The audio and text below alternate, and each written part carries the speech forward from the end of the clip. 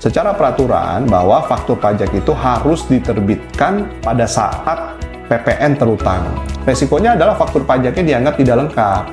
Nah, kena lagi sanksi administrasi, menerbitkan invoice dan menerbitkan faktur pajak bersamaan di tanggal yang sama juga. Kebenaran isinya semuanya harus diisi. Kalau memang itu harga jualnya 1 juta dan ada diskon 100.000 harus dicantumkan. Nah, itu yang menjadi salah satu contoh perbedaan yang di dalam SP2DK ya, kadang-kadang dan harus dijelaskan oleh wajib pajak. Pertanyaan lain nih Pak, terkait dengan perhitungan kembali pengkreditan pajak masukan. Mungkin Bapak bisa jelaskan di SP2DK apakah isunya seperti apa gitu. Nah, oke. Jadi ini kita hari ini bahas tentang PPN kan ya. Tentang gitu PPN. Ya. Nah, PPN. Jadi salah satu contoh kasusnya adalah ketika karena kalau kita wajib pajak melakukan penyerahan barang kena pajak atau jasa kena pajak, ya satu pasti ada yang dipungut PPN. Kita asumsi sudah PKP dulu nih ya, sudah PKP. Satu yang terutang PPN, ya dan harus diterbitkan faktur pajak. Ya. Tapi ada bisa juga dia yang bukan termasuk barang kena pajak atau bukan jasa kena pajak. Contohnya apa? Sembako beras, gitu ya, sembako. Nah itu kan bukan barang kena pajak, sehingga memang tidak terutang PPN. Atau yang ketiga, ya dia mendapatkan fasilitas. Nah, ya, ada dua fasilitas, PPN yang dibebaskan atau PPN-nya tidak dipungut. Ya, ini ada beda nih, kan begitu, ya.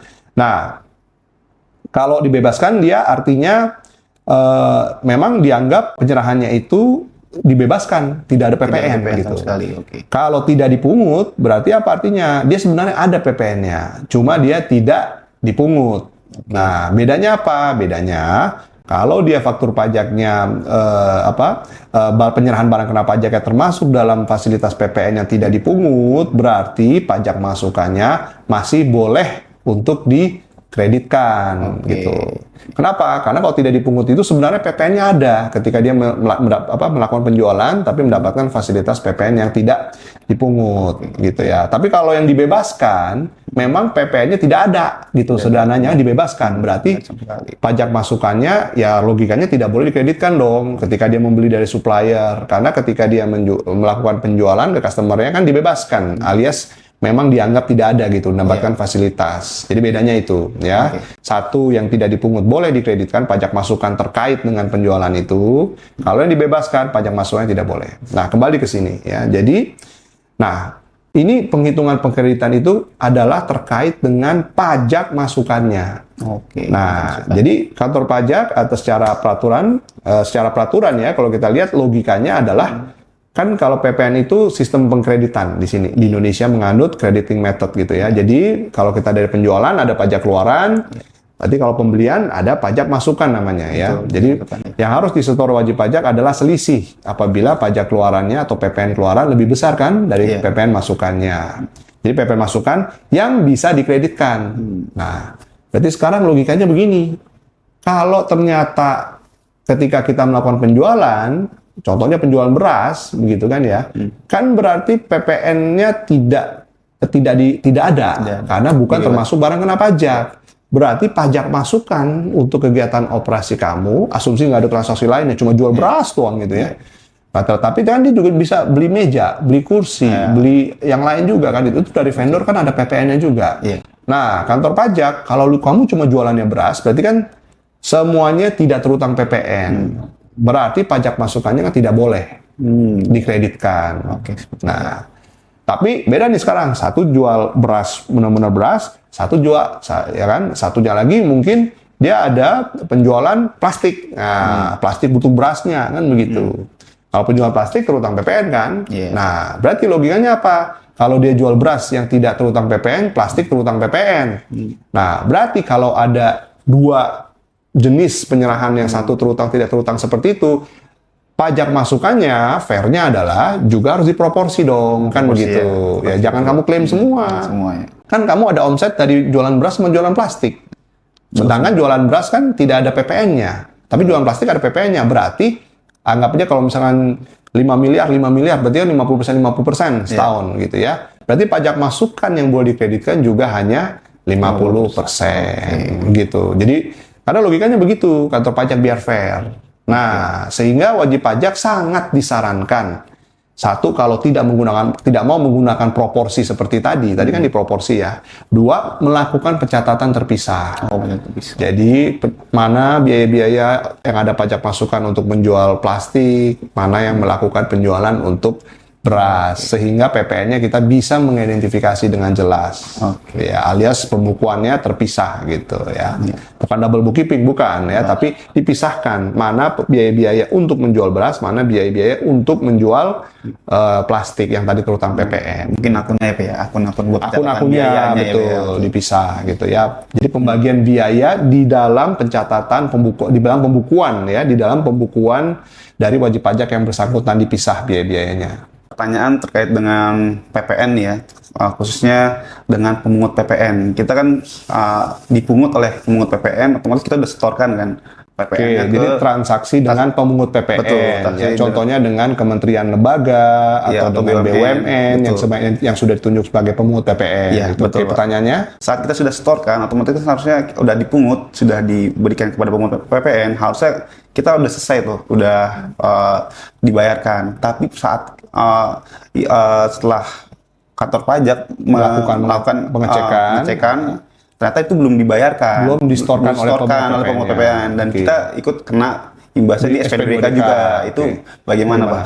Transaksi dengan pemungut PPN ya, biasanya ini kalau ada wajib pajak misalnya ikut tender project di BUMN atau di kementerian lembaga, nah mereka semua itu telah ditunjuk sebagai pemungut PPN. Artinya apa? PPN-nya mereka yang menyetorkan, artinya kementerian lembaga ataupun BUMN-nya yang menyetorkannya, kan begitu, betul ya. Tapi faktur pajak tetap dibuat oleh vendornya, oleh wajib pajaknya. Nah, jadi memang, tapi kan wajib pajaknya tidak mengetahui pelaporan BUMN yang bersangkutan, kan begitu. Sekali, ya. Jadi memang ini selalu menjadi kendala dalam praktik, gitu ya. Praktik artinya kan BUMN juga nggak mungkin laporin nggak mungkin info satu-satu ya ke vendornya juga. Dia nyetornya kan juga capek juga kan di bagian pajaknya. Akibatnya kalau ternyata kelupaan atau baru distorkan berapa bulan mungkin ya terlambat, ya wajib pajak yang bersangkutan dianggap loh kok kamu nggak ada PPN-nya belum disetor ternyata. Tapi kan wajib pajaknya susah juga ya. Yang wajib disetorkan harusnya pemungut PPN-nya, BUMN-nya misalkan atau BUMD. Nah jadi memang di sini perlu semacam mungkin tipsnya ya adalah vendor-vendor BUMN itu harus membina komunikasi ya dengan bagian pajak yang BUMN yang bersangkutan. Ya, jadi setiap kali ada, mungkin nggak tiap hari ya, mungkin 2-3 bulan sekali melakukan rekonsiliasi. Satu, antara faktur pajak yang diterbitkan dengan penyetoran PPN mereka. Nah, kita bisa minta konfirmasi. Mungkin kalau nggak surat tertulis resmi, tetapi at least mungkin by email. Nah, jadi at least kan kita itu yang bisa ya, kita tanya, apakah PPN ini sudah dilaporkan faktur pajak yang kami terbitkan? Kan yang menerbitkan itu vendor. Tapi menyetori BUMN-nya, kan begitu. Nah, kita minta konfirmasi, gitu ya, dengan BUMN-nya bersangkutan. Lebih bagus lagi kalau bisa kita minta SSP-nya. Nah, kita minta SSP-nya, bukti penyetoran PPN-nya, gitu. Kalau dimungkinkan gitu ya. Jadi makanya kita harus membina hubungan baik sebagai arsip kita. Jadi kalau nanti kita disuratin, kita bisa membuktikan dengan SSP. Dengan SSP tersebut, surat setoran pajaknya, artinya bukti penerimaan negaranya ya, bahwa itu faktur pajaknya PPN-nya sudah distorkan, gitu. Ya, jadi memang, nah ini perlu memang harus membina komunikasi dengan bagian perpajakannya di BUMN atau BUMD, karena ini memang jadi kendala dalam praktek, karena wajib pajak kan nggak tahu ya, tapi kantor pajak bisa mengecek. Oh ternyata ini faktur pajak sekian ini belum distorkan oleh BUMN-nya. Nah, kemudian yang ketiga seringkali memang terjadi ada penggantian faktur pajak ya, atau mungkin pembatalan faktur pajak. Nah, ini juga kadang-kadang wajib pajak sering administrasinya kelewat gitu, tidak sengaja. Oh ini waktu itu faktur pajaknya sudah diganti, tapi mungkin BUMN-nya mungkin belum menyetorkan, jadi harus direkonsil juga setiap kali ada pembatalan atau penggantian faktur pajak gitu antara vendor wajib pajak dengan BUMN-nya supaya tidak salah menyetorkan. Kalau sudah terlanjur distorkan berarti kan harus direvisi. Contohnya pembatalan faktur pajak. Nah terjadinya kan nggak sekarang, tapi 3 bulan lagi atau 6 bulan lagi, ya kan? Ternyata baru ada kesalahan transaksi, kan begitu ya. Nah gitu aja gitu. Jadi kita harus lihat gitu apakah memang yang bersangkut perlu PPN-nya itu sudah disetorkan atau belum. Nah, tapi setidak-tidaknya kita bisa bilang ya ke kantor pajak bahwa ini memang transaksi BUMN, ya kan? Kalau memang ada kekurangan kan kewajiban penyetorannya sebenarnya ada di BUMN. Yeah. Yang perlu diwajibkan dari sisi wajib pajak adalah memang ini transaksi dengan pemungut, Yeah. bukan wajib pajak yang wajib menyetorkan, Yeah. kan begitu. Nah, gitu. Jadi itu salah satu juga tips untuk tanggapannya SP2DK-nya. Terima kasih penjelasannya untuk Pak Mulyono, ini sangat bagus sekali. Jadi saya penasaran di sini ada banner terkait dengan Tax Planner Mastery Bootcamp, mungkin bisa dijelaskan terkait banner ini. Nah, jadi ini sangat relevan sekali dengan diskusi kita pada hari ini. Nah, Tax Planner Mastery Bootcamp ini adalah sebenarnya crash course gitu ya, 2 hari offline workshop perpajakan. Nah, di mana kita akan fokus membahas topik-topik terkait SP2DK dan pemeriksaan. Hari pertama kita membahas terkait dengan proses dan prosedur ya, SP2DK dan pemeriksaan supaya wajib pajak nggak bingung-bingung gitu ya. Ketika dapat SP2DK atau sedang diperiksa. Kemudian tips dan trik menanggapinya, surat-surat yang harus disiapkan, surat tanggapan SP2DK, itu kita bahas, bahkan kita berikan contoh-contohnya, ya, contoh-contoh surat untuk menanggapinya. Nah, hari kedua itu kita bahas full studi kasus, metode-metode yang dipakai pemeriksa. Jadi wajib pajak tahu nih, wow dia ternyata cari koreksinya bagaimana. Kemudian yang kedua, studi kasusnya juga.